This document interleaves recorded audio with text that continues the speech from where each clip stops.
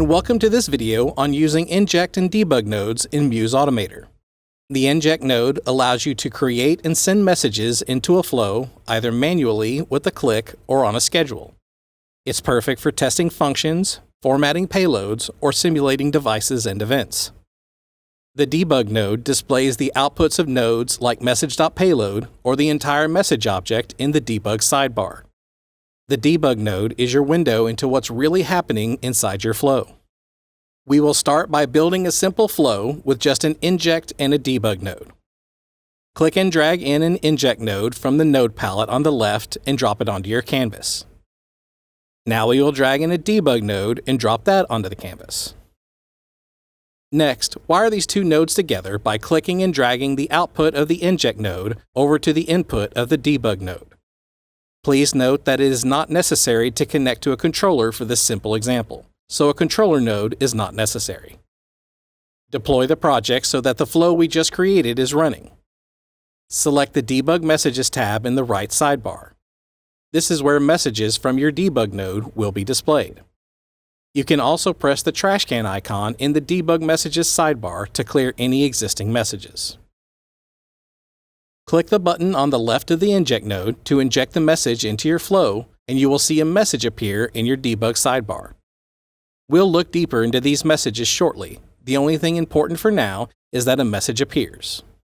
Now that we have a basic message being sent to our debug sidebar, let's explore these nodes a little more closely.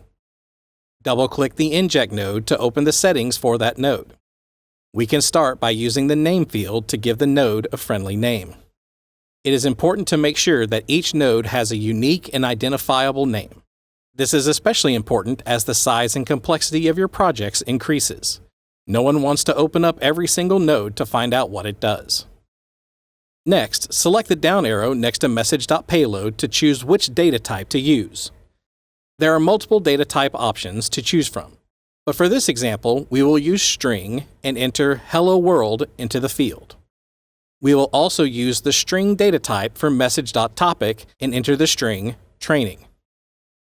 Looking at the bottom of the Inject node settings, you will see some options that we will not be using in this video, but you will want to be aware of. For example, the Add button allows you to add more message properties to your message. Inject once after is used to automatically send a message when the flow is deployed or the program starts. It also has a configurable delay.